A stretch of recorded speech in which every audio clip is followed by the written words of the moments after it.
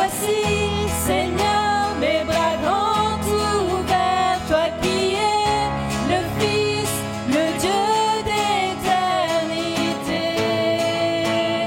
le Dieu d'éternité.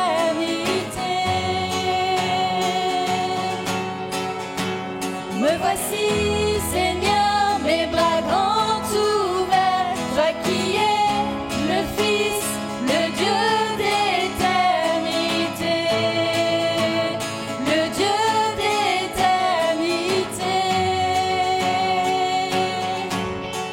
Alors je crie ton nom sur tous les toits, je proclame, je suis à toi, je suis à toi. Tout ce que je suis, je m'abandonne, prends ma vie, je suis à toi, je suis à toi. Alléluia, Seigneur Jésus, merci pour ta présence, Seigneur. Oui, Seigneur, nous voulons, Seigneur, nous abandonner, Seigneur, à toi. Monter, Seigneur, à la montagne de ta présence, Seigneur. Seigneur Jésus, notre âme soupire après toi. Alléluia. Alors je crie ton nom sur tous les toits, je proclame, je suis à toi, je suis à toi. Tout ce que je suis, je m'abandonne, prends ma vie, je suis à toi, je suis à toi. Me voici, Seigneur, les bras grands ouverts, toi qui es le Fils, le Dieu d'éternité, le Dieu d'éternité.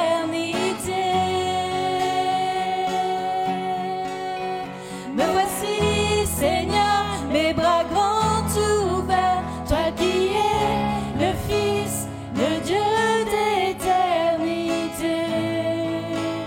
le Dieu d'éternité.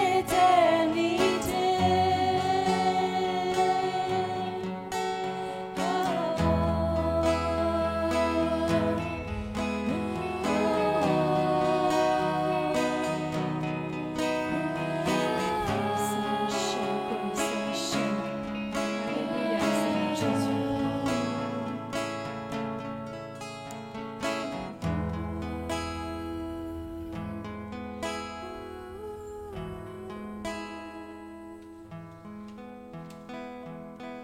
Oui, Seigneur, de tout mon cœur, Seigneur, je lâche mon instrument, Seigneur, et je lève les mains vers toi. Seigneur, mon cœur, Seigneur, est là pour toi. Mon âme soupire après toi. Oui, Seigneur, merci. Ô combien, Seigneur, je réalise que tu as changé ma vie, que tu as changé mon cœur. Seigneur, merci. Merci parce que je sais, Seigneur, que tu es toujours là. Merci, tu es un Dieu de promesses. Tu es, mon phare dans la nuit, Seigneur. Amen. Tu es celui qui éclaire mon chemin. Tu es celui qui éclaire quand je te demande, Seigneur, la direction, tu es là, Seigneur. Et tu m'écoutes. Et Seigneur, tu la donnes. Seigneur, sans toi, Seigneur, je ne suis rien. Sans toi, Seigneur, je n'ai pas de but. Seigneur, merci parce que, ton cœur de papa, Seigneur, est pour chacun d'entre nous. Ton cœur de père, Seigneur, veut briller sur tes enfants. Alors reçois toute la gloire et l'honneur, Seigneur, que mon cœur veut te donner, Seigneur, ce matin. Gloire à toi, Seigneur. Oui, nous voulons déclarer que sans ta lumière, Seigneur, que ferions-nous, Seigneur, ici, dans nos vies, Seigneur. Alléluia.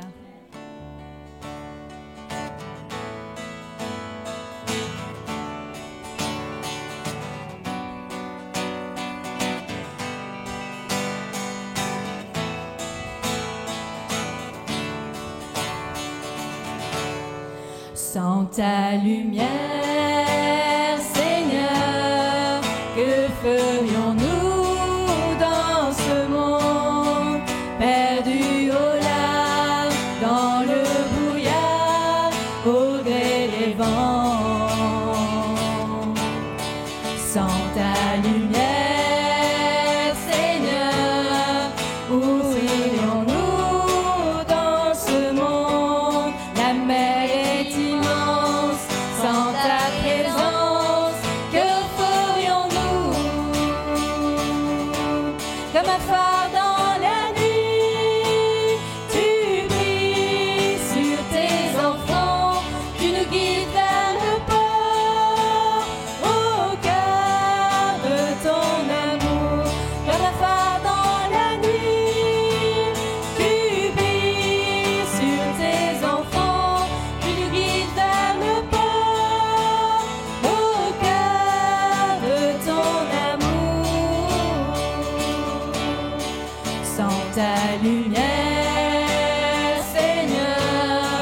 Que serions-nous dans ce monde en perdition, sans direction, cherchant la voie, sans ta lumière, Seigneur, où irions-nous dans ce monde? Que décider, qui écouter, que ferions-nous? Comme un phare dans la nuit, tu brilles sur tes enfants, tu nous guides vers le port, au cœur de ton amour. Comme un phare dans la nuit, tu brilles sur tes enfants, tu nous guides vers le port, au cœur de ton amour. Acclamons le Seigneur parce qu'il est le phare dans la nuit. Amen. Alléluia. Alléluia. Merci Seigneur pour la direction, Seigneur Jésus. Gloire à toi Seigneur. Merci. Merci. Oui, c'est vrai, Seigneur, que tu es un phare pour chacun d'entre nous. Dans cette vie qui est souvent beaucoup plus ténébreuse qu'éclairée, Seigneur, nous voulons et demandons grâce. Parce qu'effectivement, Seigneur, dès le départ, tu as dirigé, que ce soit avec la colonne de fumée le jour, ou le feu la nuit, ton Amen. peuple. Et tu continues à le faire pour chacun d'entre nous dans cette vie terrestre. Seigneur, merci. En plus de cela, tu nous as donné ton Fils Jésus-Christ, qui a fait le sacrifice que personne d'entre nous n'aurait pu accomplir. Et aujourd'hui, Seigneur, nous voulons élever son nom. Nous voulons élever le roi des rois. Nous voulons élever le Seigneur des seigneurs. Merci pour Jésus. Merci pour son sacrifice. Merci pour ce qu'il a fait pour chacun d'entre nous. Et nous proclamons tous ensemble que ce qu'il a commencé dans nos vies va l'achever. Toute la gloire te revient, Seigneur. Amen.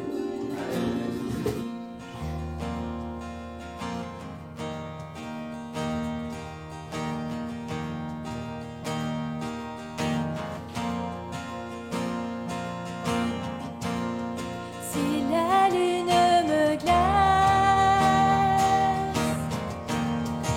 et le soleil menace, Créateur des étoiles, oh, mon secours est en toi. Si mes larmes ruissellent et que mon pas chancelle, Créateur de la terre, oh, mon secours est en toi.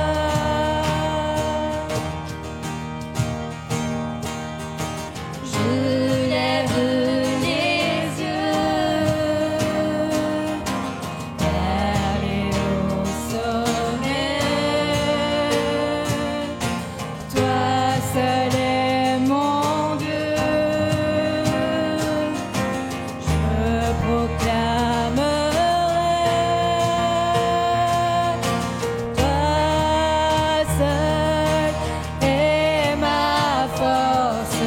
Toi seul me restaure mon secours est en toi.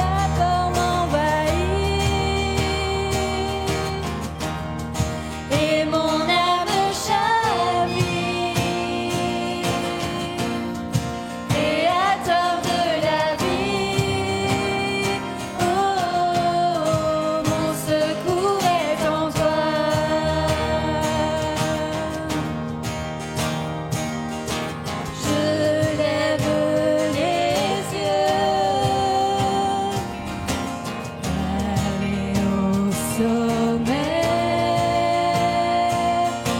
Toi seul est mon Dieu. Je proclamerai. Toi seul est ma force. Toi seul me restaure mon secours. En toi,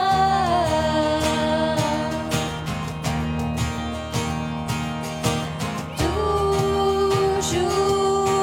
tu me portes, jamais tu ne dors mon secours. En toi.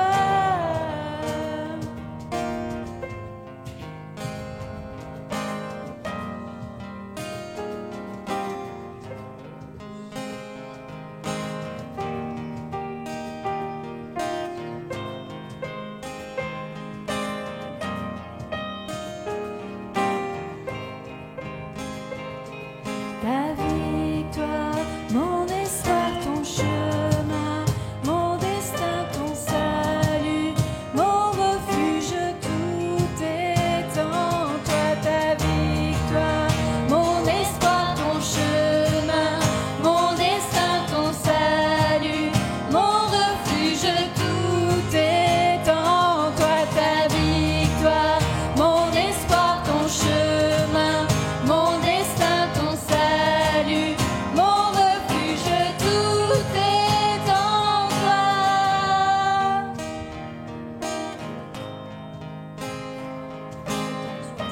Merci.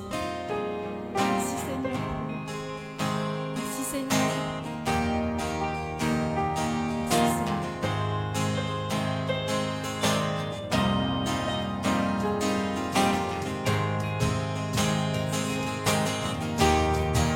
Merci Seigneur. Alléluia.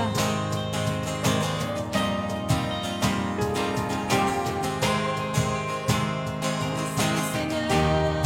Le ciel ouvert ce matin. Alléluia Seigneur.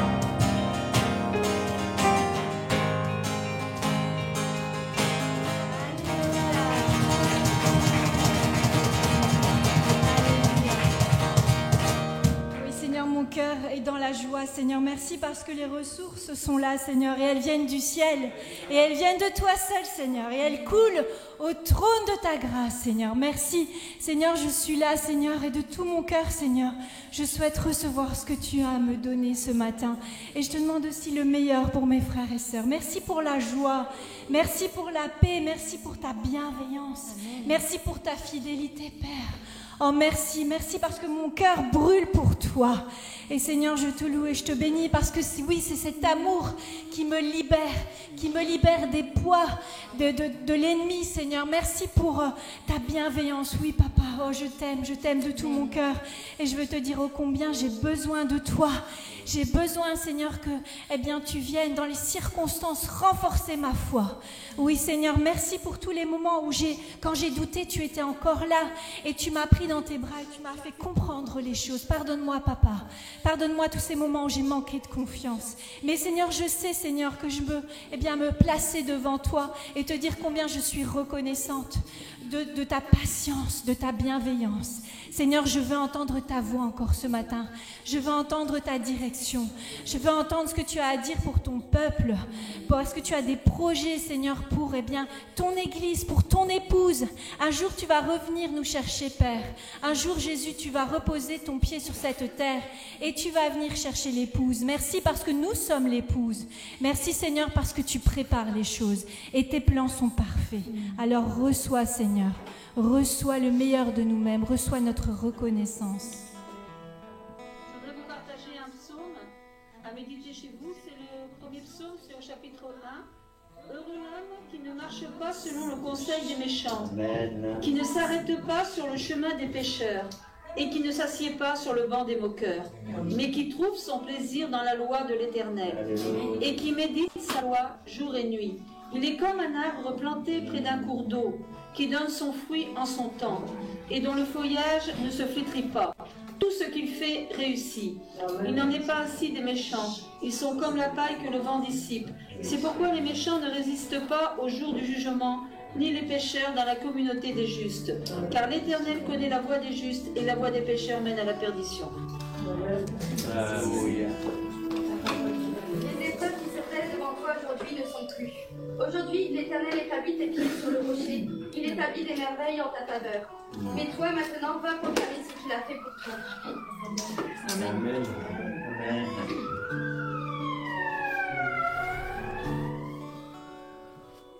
Seigneur, merci parce que nous voulons être comme cet arbre qui est planté près d'un cours d'eau. Oui, Nos Seigneur. racines sont ancrées en toi, Seigneur, dans cette eau vive. Seigneur, merci parce que c'est toi, Seigneur, qui nous donne cette vie en abondance.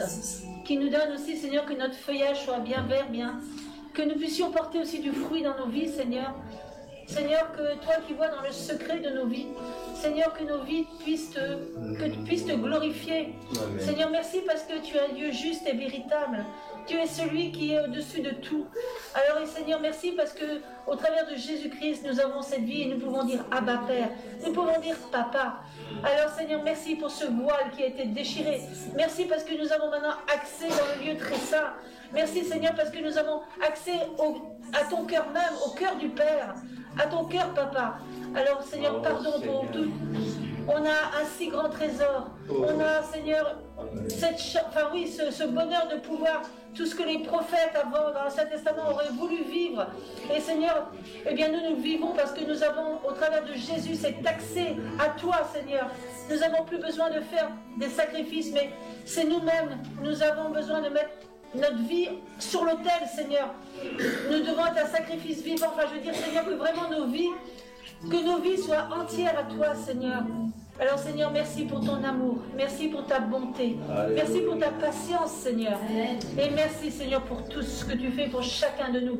Parce que même dans les épreuves, tu es là, tu nous tiens la main. Seigneur, tu as dit que tu serais tous les jours avec nous. Et nous le croyons. Alors, béni soit ton nom, Papa. Au nom puissant de Jésus-Christ. Amen. Amen.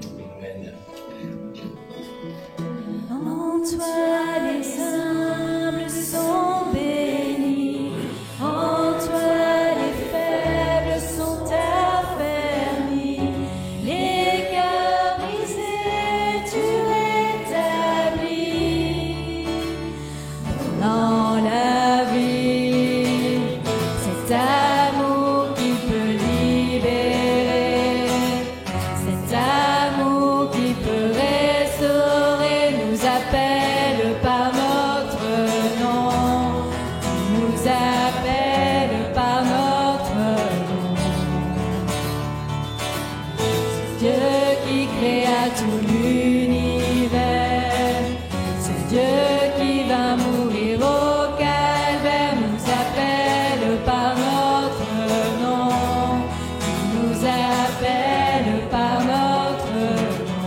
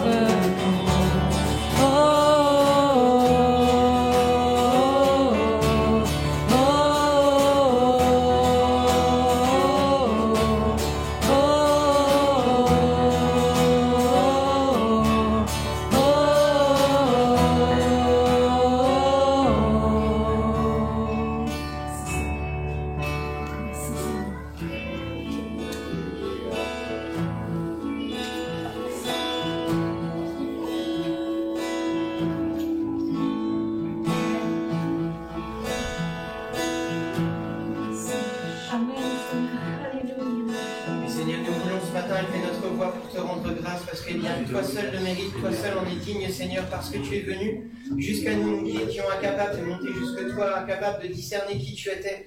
Mais dans ton amour, tu nous as envoyé ton Fils. Merci, Seigneur, de t'être donné comme offrande pour chacun d'entre nous. Merci, parce que tu n'étais obligé de rien, Seigneur, jusqu'au dernier moment. Tu n'avais qu'à lever la voix, Seigneur, pour arrêter tout ça, mais tu es allé jusqu'au bout. Merci pour ta fidélité, Seigneur, que nous puissions nous mettre à ta disposition aujourd'hui, te rendre l'appareil, ta fidélité, nous, à notre tour, être fidèles à ce que tu nous demandes d'être, Père, continuer de chercher ta volonté dans tout ce que nous faisons pour que tu sois glorifié, Père. Merci, parce que tu nous as donné d'ouvrir les yeux sur qui nous étions, non pas perdus et voués à la destruction, mais voués à la vie éternelle avec toi, Père. Alors merci de continuer cette œuvre parfaite dans nos cœurs, Seigneur, de venir ouvrir les yeux de ceux qui en ont besoin, qui n'ont pas compris à quelle admirable lumière ils étaient appelés, Seigneur. Merci de continuer ton œuvre parfaite dans nos vies et dans nos cœurs, Père. À toi la louange, la gloire et l'honneur, à toi tout cela, Seigneur. Merci, Seigneur. Amen. Amen. Oh, Amen, Seigneur, alléluia.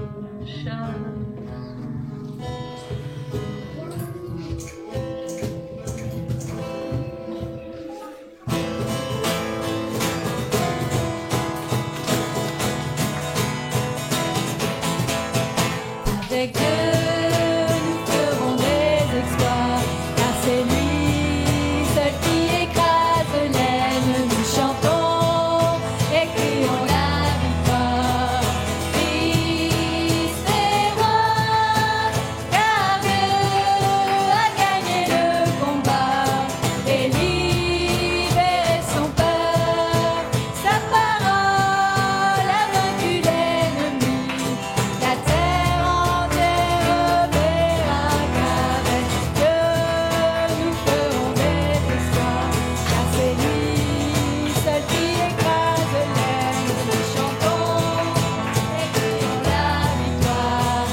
Christ est roi, car Christ est roi. Frères et sœurs, vous avez vécu des victoires dans vos vies. Je vous entends pas. Amen. J'ai vécu des victoires dans ma vie. Où sont les cris de joie? Où sont les cris de victoire ici? Où sont-ils, s'il vous plaît? Levons nos voix. C'est pas du spectacle, je suis d'accord. Mais le cœur du Seigneur va entendre notre cœur. Vous avez eu des victoires? C'est une question. Vous avez eu des victoires? Alors je vais vous entendre, parce que si moi je crie dans le micro, je vais vous casser les oreilles. Parce que moi vraiment j'ai envie de crier. Donc je vais me retirer. Amen? Amen.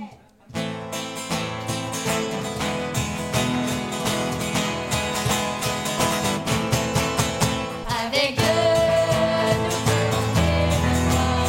Avec lui, qui écrase l'ennemi. Chantons et crions la victoire. Christ est roi, car Dieu a gagné le combat et libéré son peuple.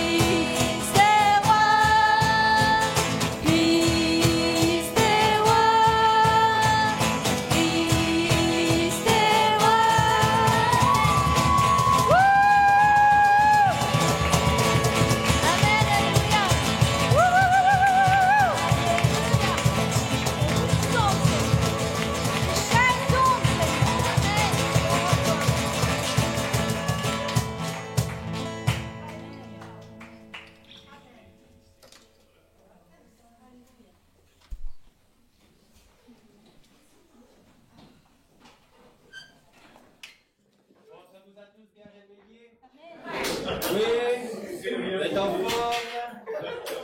On va continuer. Merci le groupe de louanges. Voilà, comme je le disais tout à l'heure, on va peut-être laisser les enfants aller en classe du dimanche. Ce sera bien. Mieux pour nos oreilles en tout cas.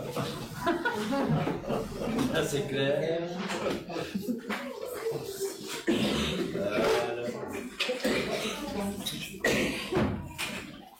Voilà, comme le disait tout à l'heure Virginie, nous avons le plaisir d'accueillir notre frère Jean-Christ qui va partager ce temps avec nous.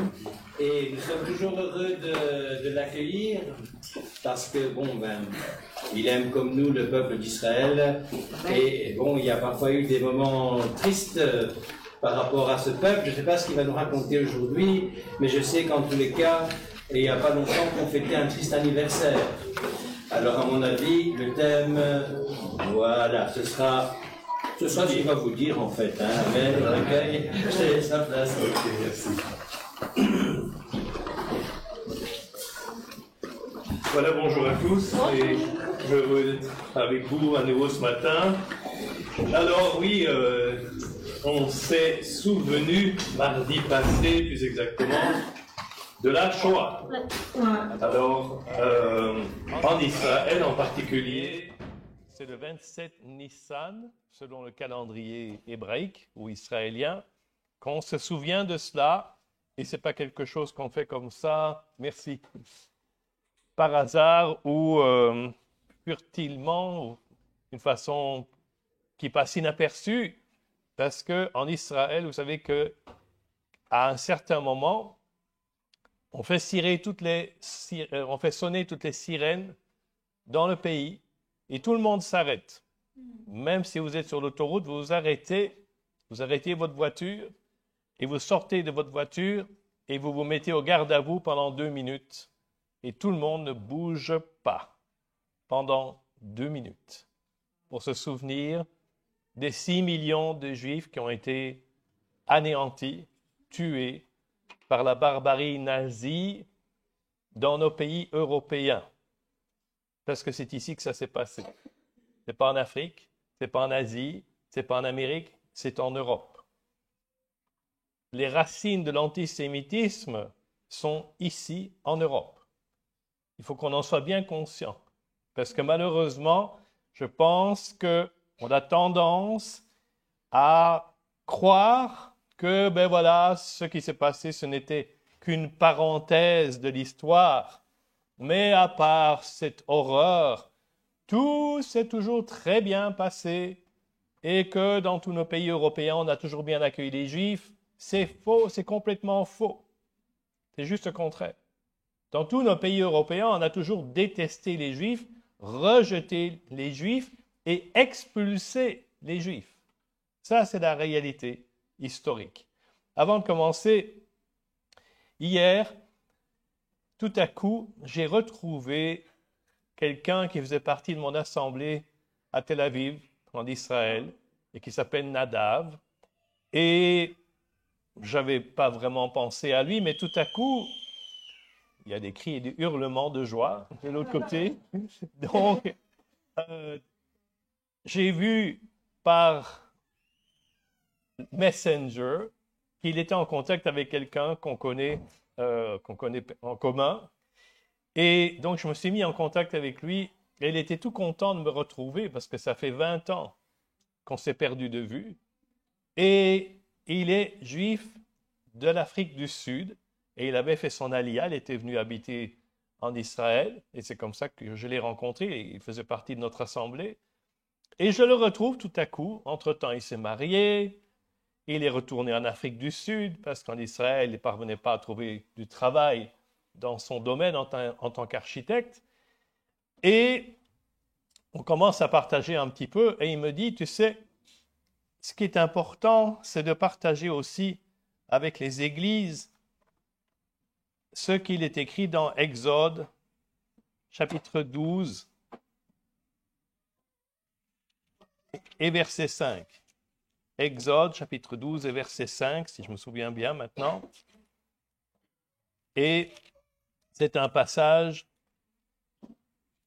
qui nous parle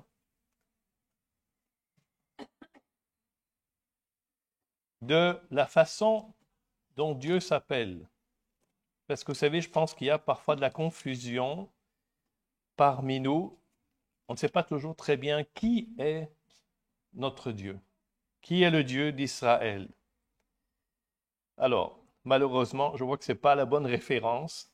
Je suis désolé. Mais en tout cas, ce passage dit en quelques mots, j'ai oublié la référence, que notre Dieu, c'est le Dieu d'Abraham, d'Isaac et de Jacob, et que c'est ainsi qu'on m'appellera dans toutes les générations.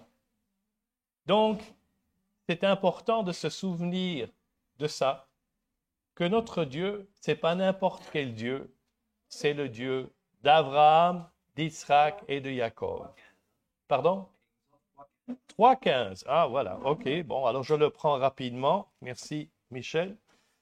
Heureusement qu'on a la concordance vivante avec nous. La concordance en chair et en os. 3,15. Alors, dans cette Bible-ci, il n'y a pas chapitre 3. Non, je blague. J'ai compris. Ça va, je l'ai trouvé. Dieu dit encore à Moïse, écoutez bien, tu diras aux Israélites, c'est le Seigneur, donc Yud-He Vav-He, le Dieu de vos pères, le Dieu d'Abraham, le Dieu d'Isaac et le Dieu de Jacob qui m'a envoyé vers vous. Et c'est là mon nom pour toujours. C'est mon nom tel qu'on l'évoquera de génération en génération. C'est important de réaliser que le Dieu que nous aimons, c'est le Dieu d'Abraham, d'Isaac et de Jacob. Ce n'est pas un nouveau Dieu qui est arrivé avec la création de l'Église, mais c'est un Dieu qui a toujours été le même et qui restera toujours le même. Éternel notre Dieu, merci pour ta présence parmi nous ce matin. Et en effet, nous sommes dans la joie pour tout ce que tu as fait pour nous. Merci de ta fidélité, merci de ton amour, merci de ta bienveillance, merci de ta patience aussi, comme on l'a rappelé ce matin, envers nous. Car bien des fois, nous savons que tu pourrais faire preuve d'impatience ou même de colère envers nous. Mais malgré tout, tu nous gardes ta fidélité, ta bonté, ta bienveillance. Et c'est tout à fait immérité. Ce n'est que par ta grâce que nous sommes sauvés. Ce n'est que grâce à toi, à ton amour, que nous sommes pardonnés par le sacrifice de Yeshua à la croix pour nous, à cause de nous. Merci Seigneur pour tout ce que tu as fait pour nous. Que ton nom soit glorifié au nom de Yeshua. Amen.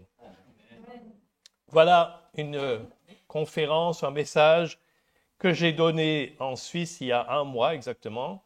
J'ai fait une tournée d'enseignement en Suisse et voilà ce que le Seigneur m'avait mis à cœur concernant justement la Shoah, ce qui s'est passé ici parmi nous. Je ne sais pas si vous le saviez, mais de la Belgique, il y a eu 25 000 Juifs qui ont été déportés dans les camps de concentration. Il y a beaucoup de gens qui pensent que la Belgique est complètement innocente, qu'on n'a rien fait, on n'était pas impliqué. C'est faux. La Belgique était aussi impliquée dans la déportation des Juifs à Auschwitz, à partir de la caserne Malines, à Malines, la caserne d'Ossin. Donc, ce sont des faits historiques. Et il vaudrait mieux qu'on s'en souvienne, parce que vous savez, malheureusement, plus on avance, et plus les gens vont nier que ces choses soient arrivées. On tombe dans ce qu'on appelle le négationnisme, ou alors des gens qui vont minimiser en disant « Oh, mais ce n'était pas si grave ce qui s'est passé, il ne faut pas exagérer. » Et ces Juifs, ils reviennent toujours avec ce qui s'est passé, qui nous laisse tranquilles, on en a ras-le-bol. Eh bien non, moi je dis, il ne faut surtout jamais oublier. Et c'est pour cela que ce matin, je vous présente donc ce diaporama, les plus petits de ses frères. Alors on voit tout d'abord ce que j'ai écrit. J'accuse, comme vous vous souvenez, Émile Zola, exactement, qui lors du procès d'Alfred Dreyfus en 1894 a osé écrire cet article. Et moi, je l'ai adapté à ma façon et je dis ceci. J'accuse l'Église d'occulter le fait que le Dieu de la Bible, le seul vrai Dieu, le Dieu d'Abraham, d'Isaac et de Jacob, on vient de le lire, est le Dieu d'Israël et qu'il n'y en a pas d'autre. J'accuse l'Église de ne pas enseigner ces vérités bibliques, pourtant si fondamentales, et d'enseigner au contraire ouvertement ou subtilement la théologie du remplacement, aussi appelée la théologie de la substitution, qui déclare que Dieu a rejeté Israël et que l'Église la remplace. J'accuse de manquer d'amour et de reconnaissance envers Israël en tant que nation et en tant que peuple. Et j'accuse de non-assistance à peuple en danger, notamment pendant la Deuxième Guerre mondiale, alors que le Nouveau Testament nous dit clairement que c'est notre devoir de les aider concrètement, pratiquement, pas seulement en parole, blablabla, bla, mais en vérité, comme dit l'apôtre Jean, n'aimons pas en parole, mais en action et en vérité. Nous voyons dans la Bible ce verset, Matthieu 25, à partir du verset 35. En effet, j'ai eu faim et vous m'avez donné à manger. Il n'a pas dit j'ai eu faim et vous m'avez dit on va prier pour toi. Hein? J'ai eu soif et vous m'avez donné à boire. J'étais étranger et vous m'avez accueilli. Combien de chrétiens ont accueilli des Juifs qui étaient ici en tant qu'étrangers? Moi, j'ai connu un homme qui a vécu jusqu'à plus de 90 ans et il était venu se réfugier en Belgique de l'Allemagne en tant que Juif. Et la Belgique, finalement, l'a déporté à Auschwitz avec sa maman et avec sa sœur. Et il était le seul survivant.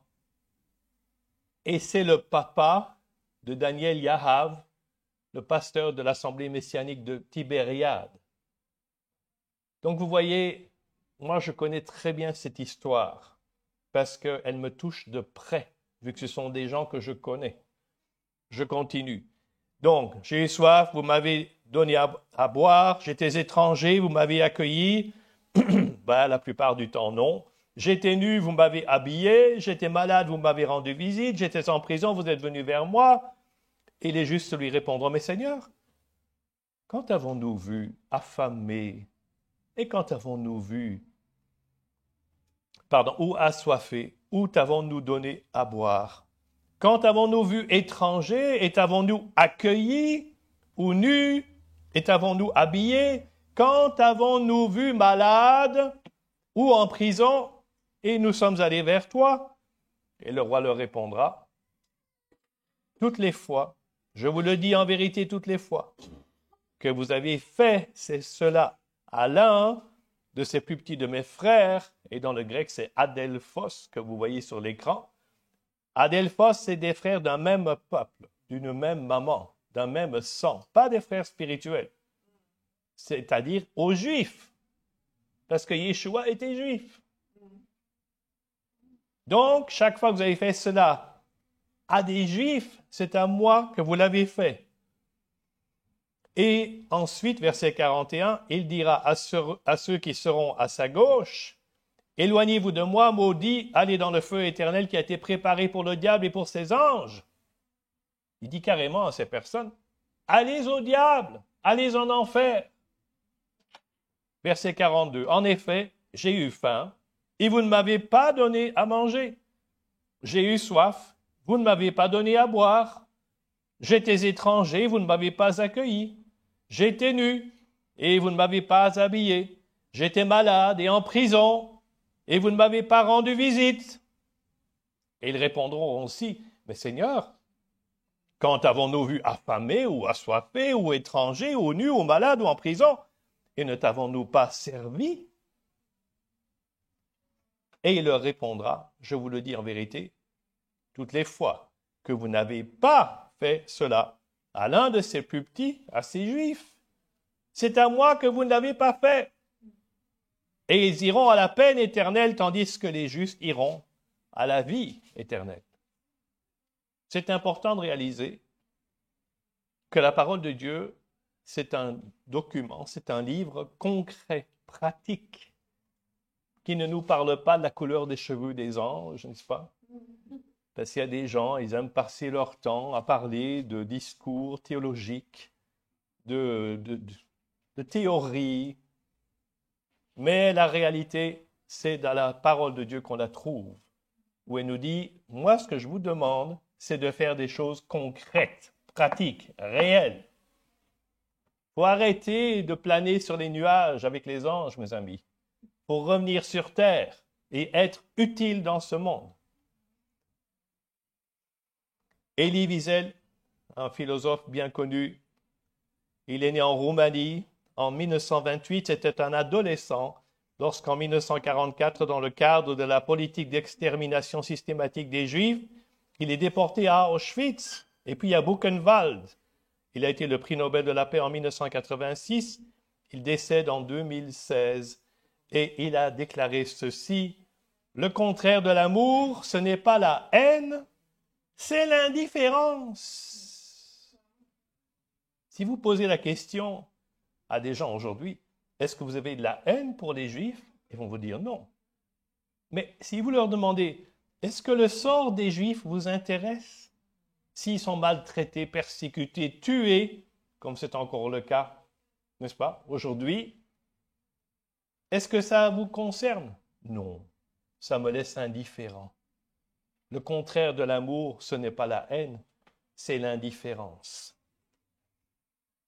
Quelle a été l'attitude de la majorité des églises envers les Juifs durant la Deuxième Guerre mondiale? L'indifférence. Vous voyez ici la photo de ce pasteur Niemöller qui est né en 1892, qui est mort en 1984. Et il a écrit un poème qu'on va lire dans une minute sur la lâcheté des intellectuels allemands au moment de l'accession des nazis au pouvoir et des purges qui ont alors visé leurs ennemis, un groupe après l'autre. En 1937, il est arrêté. Le 2 mars 1938, il est condamné à 7 mois de forteresse, enfermé au camp de concentration de Dachau.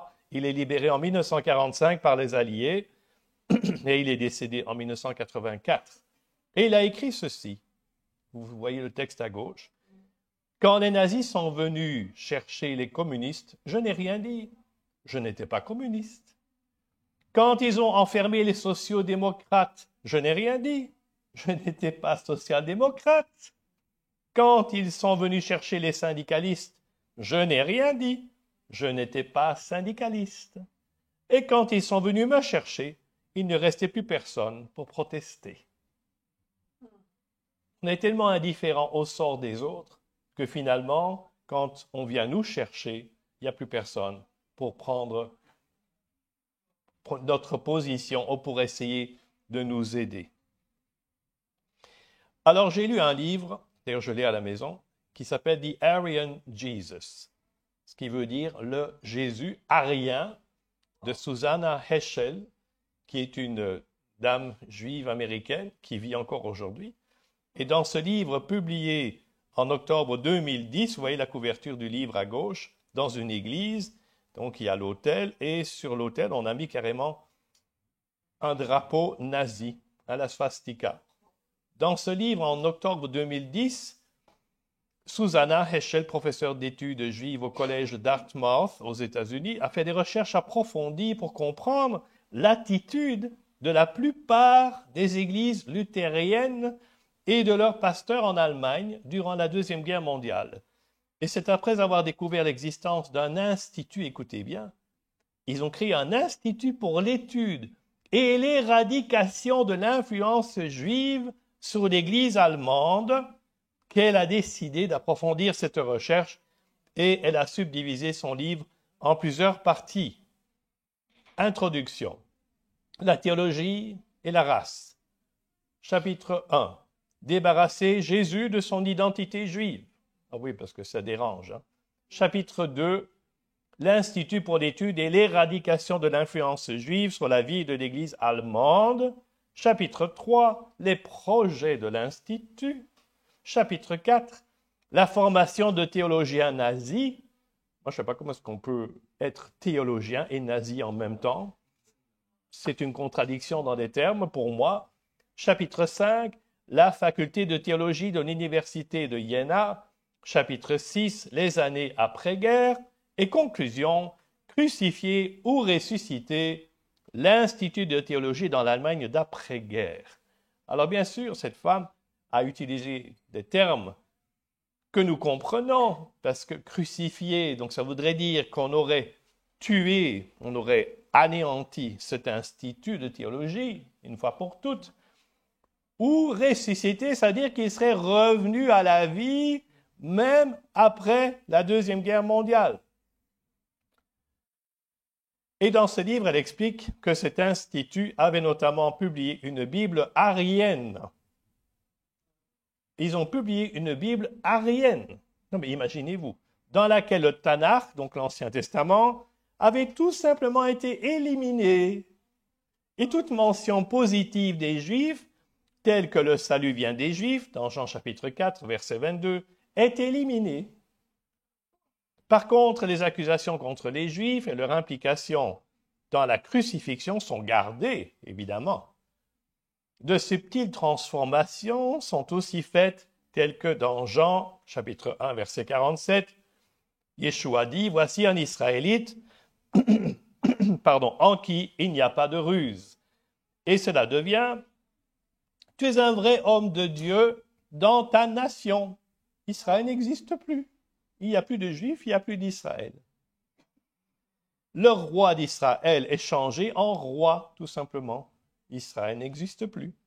Certains théologiens ont expliqué que le but était de débarrasser le texte du langage utilisé dans un contexte juif du 1er siècle et de l'adapter dans un langage qui conviendrait pour les socialistes nationaux. Donc, chaque fois qu'il y a un nouveau vent, une nouvelle politique qui vient, on a le droit de changer la Bible, mes amis. Dans quelques années, on va avoir des Bibles où tout ce qui concerne le divorce, l'avortement, etc., n'existera plus. Puisque c'est ça qu'on doit faire. On doit adapter la Bible à ce qui se passe dans notre société, alors qu'on devrait plutôt nous adapter, nous, à ce que la Bible nous dit. Mais voilà, vous savez, il y a des gens qui pensent qu'ils peuvent faire tout ce qu'ils veulent avec la Bible. Et vers la fin 1941, l'Institut était fier d'annoncer que 200 000 copies de cette Bible, entre guillemets, avaient été vendues ou distribuées, et notamment aux candidats à la confirmation. Vous savez que dans l'Église protestante réformée ou luthérienne ou calviniste, on fait une confirmation à l'âge d'à peu près 12-13 ans, et on prépare donc le candidat ou la candidate en lui donnant une Bible. Eh bien, voilà 200 000 copies qui ont été données à ces jeunes pour les préparer. Est-ce que vous pensez que cette Bible aura eu une influence sur leur façon de voir les choses? Bien sûr. Et ça a continué. On se débarrassa aussi des cantiques qui mentionnaient Israël ou les Juifs d'une façon positive. Et c'est ainsi que déjà en 1934, un nouveau recueil de cantiques intitulé « So singen deutsche Christen », ainsi chantent les chrétiens allemands, fut publié. Il faut savoir que cette façon de faire n'était pas inhabituelle ou mal vue, car la vaste majorité des pasteurs luthériens, écoutez bien, 12 000 pasteurs sur les 18 000 de l'époque soutenaient la politique d'Hitler de se débarrasser des Juifs et de leur influence dans tous les domaines, inclus la religion. Ça, il faut le savoir, il faut le dire. Parce que c'est scandaleux, c'est honteux. C'est incroyable que des chrétiens, des pasteurs, qui ont en principe étudié la Bible, qui sont allés à l'école biblique ou à la faculté de théologie, puissent soutenir la politique d'Hitler de se débarrasser des Juifs. Non, mais vous vous rendez compte? C'est inimaginable. Et après, on viendra me dire, pourquoi est-ce que les Juifs n'acceptent pas Jésus? Ben, si vous saviez ce que beaucoup de chrétiens, même des pasteurs, ont fait, moi, je ne crois pas que vous auriez tellement envie de vous convertir au christianisme non plus. Franchement. Alors, La croix d'Hitler, c'est un autre livre que j'ai à la maison, publié en 2003. Vous voyez la couverture en bas à droite. Et dans son livre, La croix d'Hitler de Erwin Lutzer, qui est un pasteur à Chicago, il partage ceci à la page 160, et je cite. « Voici un extrait d'une lettre d'un pasteur allemand exprimant sa gratitude au rédacteur d'un journal allemand pour sa position prise sur la question juive. » Et il écrit ceci, ce pasteur. « Nous apportons notre soutien enthousiaste à votre lutte contre la vermine juive qui corrompt notre nation. De même pour ses amis de la communauté juive que l'on trouve même dans les rangs du pastorat protestant.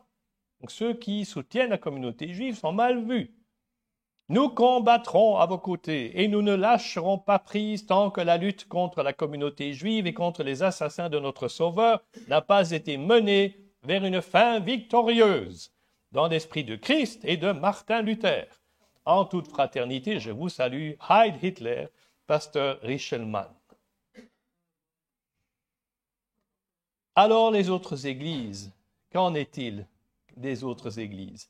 Des églises allemandes déclaraient, vous voyez ici à gauche, écoutez bien ce qu'ils disaient. Nous devons prier pour Adolf Hitler parce que Dieu utilise cet homme pour rétablir l'économie et la grandeur de l'Allemagne, mes amis. Oh oui, qu'est-ce qui compte? Avant tout, c'est notre portefeuille. Hitler rétablit l'économie et la grandeur de l'Allemagne et nous, c'est tout ce qui nous intéresse. Qu'il soit en train de tuer des innocents, on s'en fout. Et certaines églises pentecôtistes, vous voyez à droite, déclaraient « Nous devons soutenir Adolf Hitler car Dieu utilise cet homme pour apporter l'accomplissement des prophéties concernant les afflictions et les punitions du peuple juif. » Ah oui, merveilleux, hein? Ces prophéties s'accomplissent, Dieu est en train de les punir et de les affliger, on est très content et on bénit Dieu et on continue de prier pour Adolf Hitler pour qu'il continue son programme. Eh bien, Adolf Hitler se disait chrétien. Je ne sais pas si vous le saviez. Il se disait chrétien. Et dans son livre Mein Kampf en 1924, Adolf Hitler déclare « Donc je crois que j'agis dans l'esprit du Dieu Tout-Puissant. En me défendant contre les Juifs, je combats pour l'œuvre du Seigneur. » Et puis, une autre déclaration, le 27 octobre 1928, « Nous ne tolérerons personne dans nos rangs qui attaque les idées du christianisme. Notre mouvement est chrétien. » Et dernière déclaration, « Dans un amour sans fin, en tant qu'homme et en tant que chrétien, je lis le passage qui nous dit que le Seigneur s'est levé avec puissance, a pris le fouet pour chasser du temple la race de vipères. » Et voilà le genre de déclaration que les 2/3 des pasteurs luthériens suivaient aveuglément. Alors, je vais vous lire quelques extraits de journaux concernant l'attitude de l'Église pendant la Deuxième Guerre mondiale. Ici, c'est un article qui date du 1er mai 2020. Vous voyez, vous aurez toujours la date en haut à droite. Comme ça, vous avez une idée quand ces articles ont été écrits.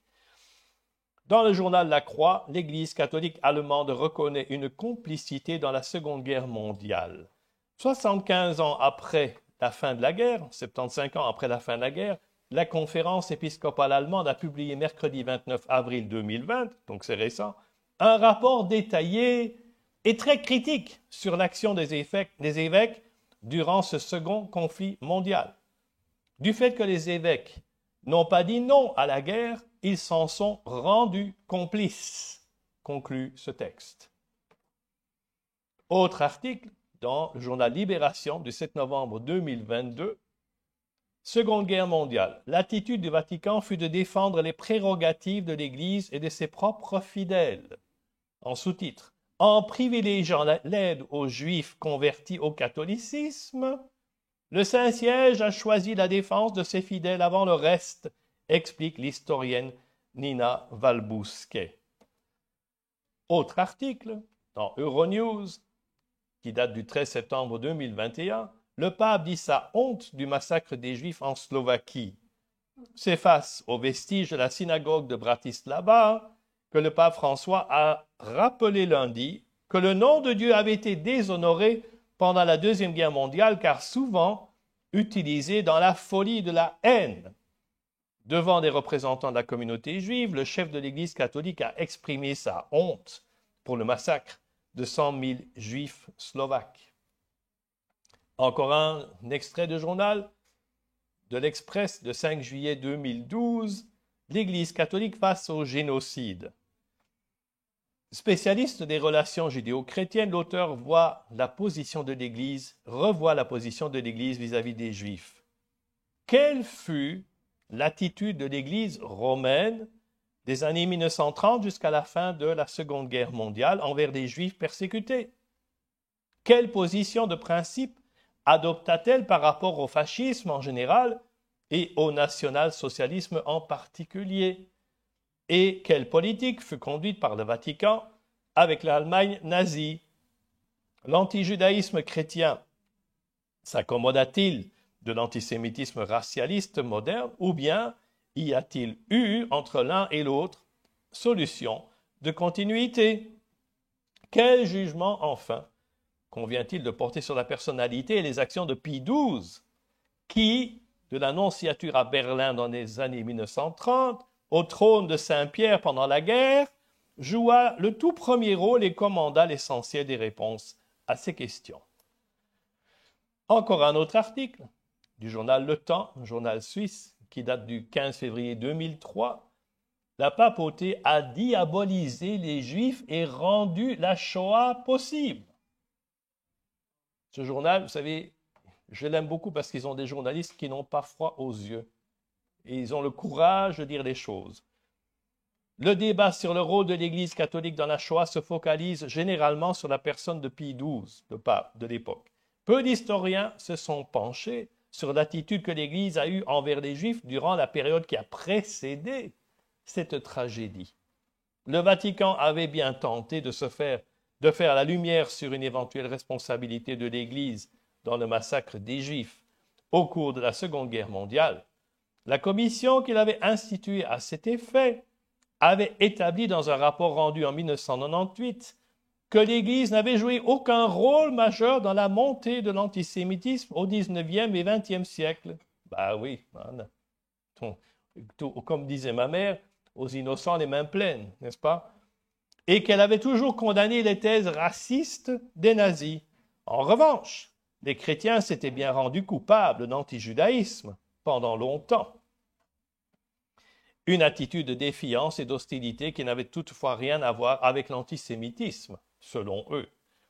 Mais selon l'historien juif David Ketzer, cette thèse ne résiste pas à l'enquête historique qu'il a pu mener sur la base de nouvelles sources. Si le Vatican n'a jamais donné son approbation au génocide, il s'y est effectivement opposé, du moins tacitement. Les enseignements et les actes de l'Église, y compris ceux des papes, ont contribué à le rendre possible. L'Église fut l'un des principaux promoteurs de la transition entre les vieux préjugés médiévaux anti-juifs et la montée de l'antisémitisme politique contemporain au cours du IIe siècle ayant précédé l'Holocauste. David Ketzer a eu accès aux archives de l'Inquisition récemment ouvertes. Alors ça, c'est intéressant. On est en février 2003 et cet historien a eu accès aux archives de l'Inquisition. L'Inquisition, c'est quoi? 1492. Et ce n'est qu'en 2003 qu'on a ouvert ces archives. Mais vous vous rendez compte, 500 ans plus tard, il a fallu attendre 500 ans pour qu'on puisse finalement essayer de faire la lumière sur ce qui s'est passé. Et il a épluché la presse catholique italienne de la seconde moitié du 19e et du début du 20e siècle. Et son étude montre que les papes ont pratiqué la discrimination envers les Juifs en tant que politique officielle partout où ils ont exercé leur pouvoir temporel, notamment dans les États pontificaux. Alors que les Juifs obtenaient des droits partout en Europe, ils firent leur possible pour les maintenir à leur place de subordination, en les confinant dans des ghettos. Les ghettos, c'était les quartiers où ils devaient vivre, comme à Varsovie, par exemple. Et vous savez que c'était l'Église catholique qui avait déjà inventé le ghetto au Moyen Âge. Hein? Et oui, c'était l'Église qui a obligé les Juifs à vivre dans des ghettos, dans des quartiers où ils pouvaient vivre uniquement là. Et avec Adolf Hitler, on a remis cette idée sur scène. Et les Juifs devaient vivre dans ces ghettos. Et en mettant constamment en garde la population contre le péril juif. Je passe à la dia suivante, sinon ça va faire un peu trop long. Mais un autre, voilà, ça c'est la fin de l'article. En réalité, c'est David Kertzer a écrit ce livre que vous voyez en bas à droite, Le Vatican contre les Juifs, le rôle de la papauté dans l'émergence de l'antisémitisme moderne. Donc on voit que malheureusement, les choses ne sont pas aussi belles qu'on voudrait l'espérer. Je passe à la dia suivante. Shoah. Les responsables des cultes catholiques, protestants et juifs rendent conjointement hommage aux Juifs. C'est un article qui vient d'Info Chrétienne, publié le 8 septembre 2022. 3 responsables de culte ont rendu hommage aux justes qui ont sauvé des Juifs pendant la Seconde Guerre mondiale, mercredi, lors d'une déclaration commune qui a aussi pointé du doigt des silences coupables et le terreau mortifère de l'antijudaïsme chrétien. Alors, vous savez, bien des fois, quand j'enseigne à droite à gauche, il y a des gens qui viennent vers moi en me disant, vous savez, oui, l'Église dans son ensemble a mal agi, mais on a eu beaucoup de juifs, enfin pas de justes, parmi les nations qui ont pris position, qui ont fait quelque chose. Je dis beaucoup. Est-ce que vous savez le nombre exact de justes parmi les nations qui ont fait quelque chose pour sauver des Juifs? Allez sur le site officiel de Yad Vashem, le musée de la Shoah à Jérusalem. Je l'ai consulté encore il y a 2 jours parce que les chiffres changent, ça augmente un tout petit peu de temps en temps. On est à 28 217 personnes sur l'ensemble de la terre, de tous les pays du monde. Il y a eu 6 millions de Juifs tués et il y a 28 217 personnes qui ont essayé de faire quelque chose. En d'autres mots, une goutte dans l'océan. Moi, je dis personnellement, on va faire une équation très simple. Si chaque famille chrétienne en Europe, ne fût-ce qu'en Europe, en France, en Belgique, en Italie, en Suisse, où vous voulez, si chaque famille chrétienne avait décidé de cacher un juif ou une juive, il n'y aurait pas eu de Shoah, mes amis. Est-ce que l'Église est responsable de ce qui s'est passé? Oui. Elle a même soutenu ce qui s'est passé. On vient de le voir. Ne venez pas en me disant, il y a eu des justes parmi les nations. Oui, quelques rares exceptions. Rares, très rares, trop rares. Ce que vous aurez fait au plus petit de mes frères, c'est à moi que vous l'aurez fait. Et ce que vous n'aurez pas fait, c'est à moi que vous ne l'aurez pas fait. Je continue la lecture de cet article, 2e paragraphe. Éric de Moulin-Beaufort, président de la Conférence des évêques de France, Christian Krieger, président de la Fédération protestante de France, et Chaim Corsia, le grand rabbin de France, ont lu cette déclaration lors d'une commémoration conjointe au Panthéon à Paris. Ensemble, nous faisons œuvre de mémoire. Nous voulons notamment examiner avec clarté le rôle joué par les responsables et les membres de l'Église catholique et les différentes églises protestantes, ont-ils affirmé en préambule, selon le texte transmis à l'AFP, Agence France Presse, par la Fondation pour la mémoire de la Shoah, à l'initiative de cet événement. Tout d'abord, il faut reconnaître que le soutien de beaucoup au régime de Vichy a pu aller chez certains jusqu'à tolérer, voire justifier la collaboration avec les nazis et qu'il y a eu, par manque de discernement, de liberté et de courage, des silences coupables, ont déclaré les 3 responsables. L'absence de réaction aux 2 statuts des Juifs successifs en octobre 1940 et en juin 1941 en France, malgré les appels de quelques-uns, en est une illustration. Nous le reconnaissons, disent-ils. Ils ont jugé essentiel aussi de rappeler que l'antijudaïsme chrétien séculaire fut un terreau mortifère de préjugés et d'attitudes anti-juifs. Et je peux vous assurer que cette attitude anti-juive continue jusqu'aujourd'hui. Demandez à quelqu'un qui passe dans la rue ici, qu'est-ce que vous pensez des Juifs? Vous serez surpris de la réaction.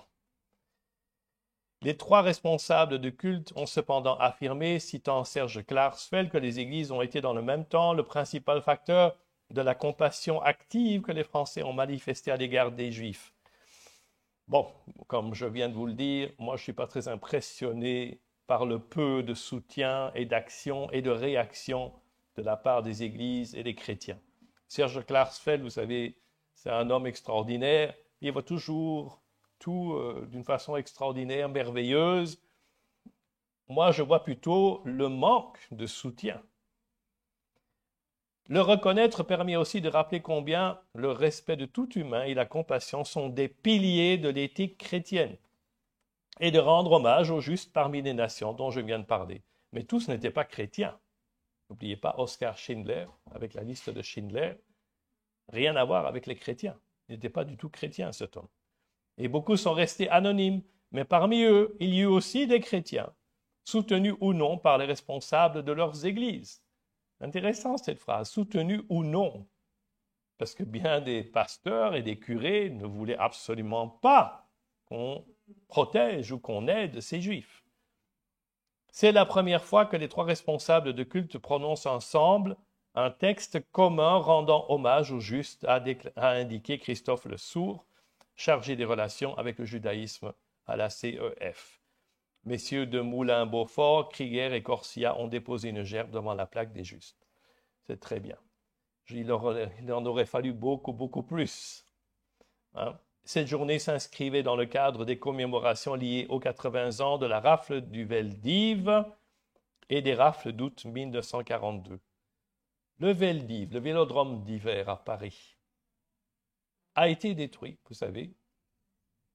Mais avant qu'il ne soit détruit, je viens de découvrir il y a quelques jours, dans un documentaire qui est passé à la télévision, que Billy Graham a prêché dans ce Veldiv en 1955, si je ne me trompe, mais pas un mot, pas une référence à ce qui s'était passé là quand il y a eu cette rafle du Veldiv.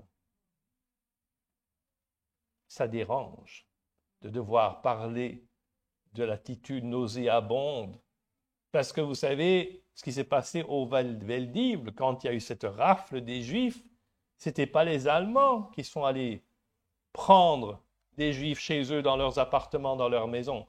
C'était des policiers français. Oui, la France a collaboré. Oui, absolument. Elle a envoyé des Juifs au camp de concentration. Il faut le savoir, il faut le dénoncer. Et je trouve honteux de la part de Billy Graham de ne pas avoir même mentionné qu'est-ce qui s'était passé là, à cet endroit même où il se trouvait. Je continue, image suivante. Je vais vous parler de quelques personnes quand même qui sont comme des petites lumières dans la nuit obscure, quelques petites étoiles. Martin Niemöller, on en a déjà parlé. Il est né le 14 janvier 1892 à Lippstadt. Il est mort le 6 mars 1984 à Wiesbaden. Il est un pasteur, théologien allemand et créateur de l'Église confessante. C'est quoi l'Église confessante? Ce sont des gens qui se sont séparés de l'Église officielle pour dire non, nous ne sommes pas d'accord avec ce qui se passe et nous voulons prendre position. Je ne vais pas tout vous lire, mais je passe à l'avant-dernier paragraphe. Niemöller est arrêté en 1937 sur ordre personnel d'Hitler et envoyé au camp de Sachsenhausen. Il est ensuite transféré en 1941 au camp de concentration de Dachau. Libéré du camp par la chute du régime nazi en 1945, il décède en 1984. Corrie ten Boom, bien sûr, c'est une vedette dans nos milieux évangéliques, hein, tout le monde la connaît. Elle est née le 15 avril 1892 à Amsterdam et morte le 15 avril 1984 à Placentia, en Californie. Elle est une écrivaine chrétienne néerlandaise qui aida de nombreux Juifs à échapper aux nazis pendant la Seconde Guerre mondiale. Corrie ten Boom est issue d'une famille de réformés. Née à Amsterdam, elle grandit à Haarlem. Son père, Casper ten Boom, est horloger et Corrie et sa sœur Betsy ten Boom exercent la même profession. Les deux sœurs célibataires habitent dans la maison de leur père à Harlem et pendant la Seconde Guerre mondiale, elles avaient installé une chambre secrète où elles cachaient des Juifs et d'autres clandestins. Dans son livre The Hiding Place, je ne sais pas comment ça s'appelle en français, Dieu en enfer, je crois, si je ne me trompe, oui, c'est ça. Elle décrit la cachette aménagée pour un long séjour avec, entre autres, des provisions, de l'eau et des vitamines. Mais en réalité, la cachette dans leur maison n'était que pour les moments d'alerte qui ne duraient rarement que plus que quelques heures. Parce que cet endroit, vous pouvez aller le voir, la maison de Corrie ten Boom existe encore jusqu'à aujourd'hui à Amsterdam. Moi, j'y suis allé. C'est en fait un placard, je vais l'appeler comme ça, qui a été construit, ça a été dessiné par un architecte, et puis ils ont fait construire un mur avec une armoire, avec des étagères dedans, et on ouvre cette armoire, et dans le bas, la dernière partie, on la pousse, cette paroi, et on accède à cette antichambre, je vais l'appeler comme ça, qui est très étroite, elle fait peut-être ça de largeur, peut-être 1 mètre à tout casser. Donc, vous ne pouvez même pas vous asseoir ou vous coucher là. Et donc, ils devaient rester debout quand les Allemands, les nazis venaient pour faire des perquisitions. Donc, le 28 avril, je passe au paragraphe suivant, 1944, la famille est dénoncée à la Gestapo. Il y a des gens, des voisins, que ça dérangeait de savoir qu'on cachait des Juifs dans cette maison. Donc, ils ont été dénoncés. Et donc, la Gestapo opère une descente dans la maison à l'occasion d'une assemblée religieuse dans l'espoir d'y trouver un maximum de résistants. Les clandestins réussissent à se cacher, mais les soldats de la Gestapo, qui se doutent de l'existence d'une cachette, isolent la famille ten Boom dans la prison voisine et procèdent à une fouille minutieuse du bâtiment. La famille reste emprisonnée, le père meurt après 1 mois à l'âge de 85 ans en prison. Et les 2 sœurs sont emprisonnées à Oranje Hotel, qui est une autre prison, puis dans un camp de concentration néerlandais, Vught, et enfin le 6 septembre 1944, elles sont déportées au camp de concentration allemand de Ravensbrück. Betsy y meurt en décembre 1944, et quelques jours plus tard, Corrie est libérée à la suite de ce qui se révélera plus tard être une faute administrative. Extraordinaire.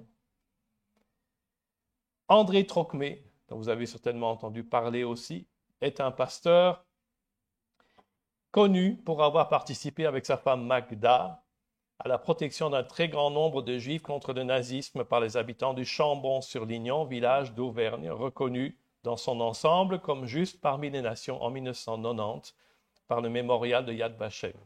André Trocmé a été nommé juste par Yad Vashem le 5 janvier 1971. André Trocmé est le fils d'un industriel protestant du textile de Saint-Quentin, Paul Trocmé, et sa mère, Paula Schwertmann, était allemande. Les convictions non violentes d'André Trocmé remontent à son expérience de la Première Guerre mondiale. Je saute sous ces paragraphes et j'arrive au dernier paragraphe. De multiples filières se mettent en place et la solidarité de la population permet de sauver de 2500 à 5000 personnes, dont peut-être 3500 juifs, parmi lesquels beaucoup d'enfants. Donc on voit qu'il y a eu quelques rares exceptions, quelques petites étoiles qui brillent dans cette nuit très très sombre. Dietrich Bonhoeffer est né le 4 février 1906 à Breslau, aujourd'hui Wrocław en Pologne, et il est mort exécuté le 9 avril 1945 au camp de concentration de Flossenbürg en Bavière.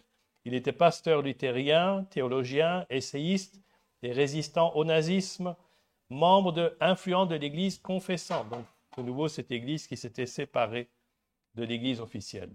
Encore élève, Bonhoeffer lit les discours de Schleiermacher sur la religion, les lettres de Friedrich Naumann sur la religion. Il s'intéresse à l'histoire de l'Église.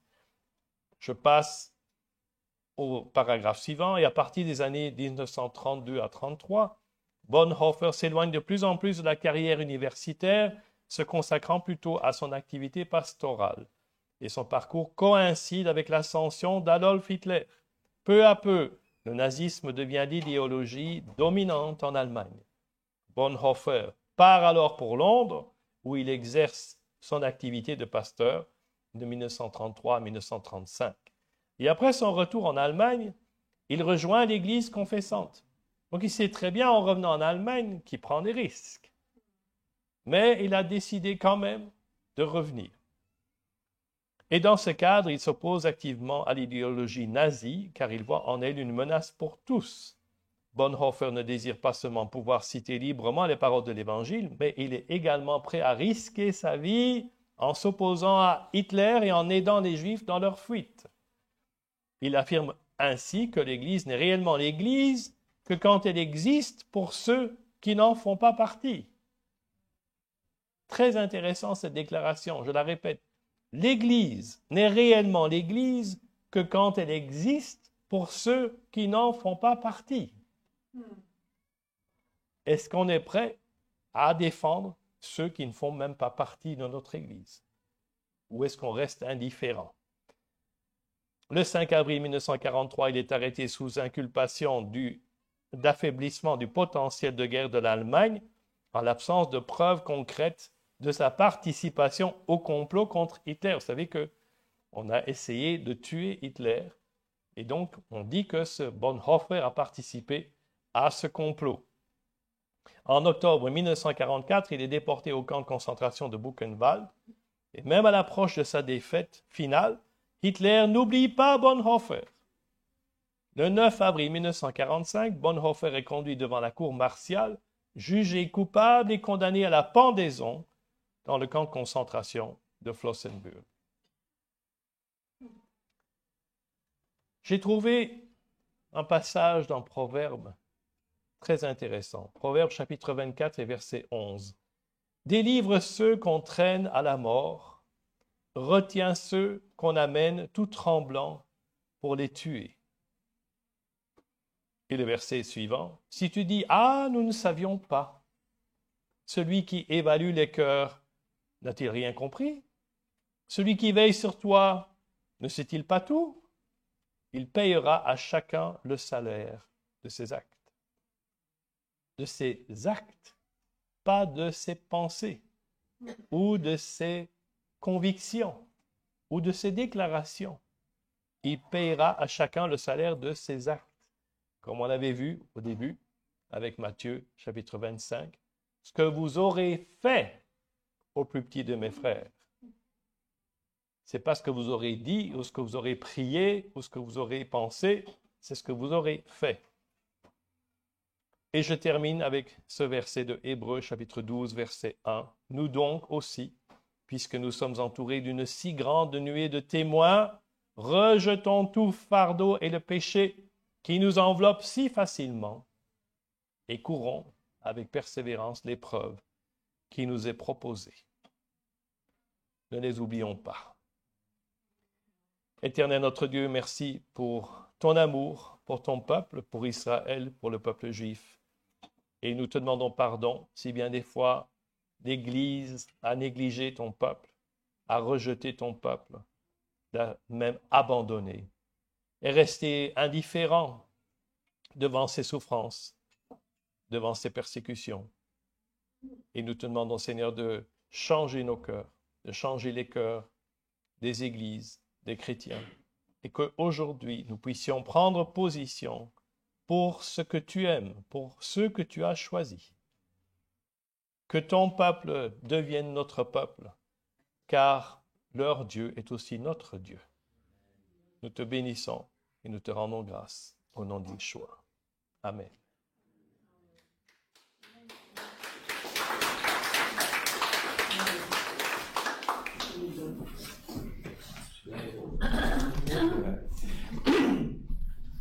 Je peux fermer le truc? Oui, c'est un partage qui n'est pas édifiant pour nous, qui nous rappelle beaucoup de responsabilités qui n'ont pas été accomplies alors qu'elles auraient dû l'être. Mais on ne sait pas revenir dans les temps anciens. Amen. Donc moi, ce que j'ai entendu dans ce partage, c'est que c'est le moment peut-être pour se mettre en route par rapport à certaines choses que nous n'avons pas encore accomplies. Et c'est vrai que nous sommes les premiers, en tout cas dans cette église, à le dire parce que nous le croyons, que l'olivier franc auquel nous avons été greffés, c'est Israël.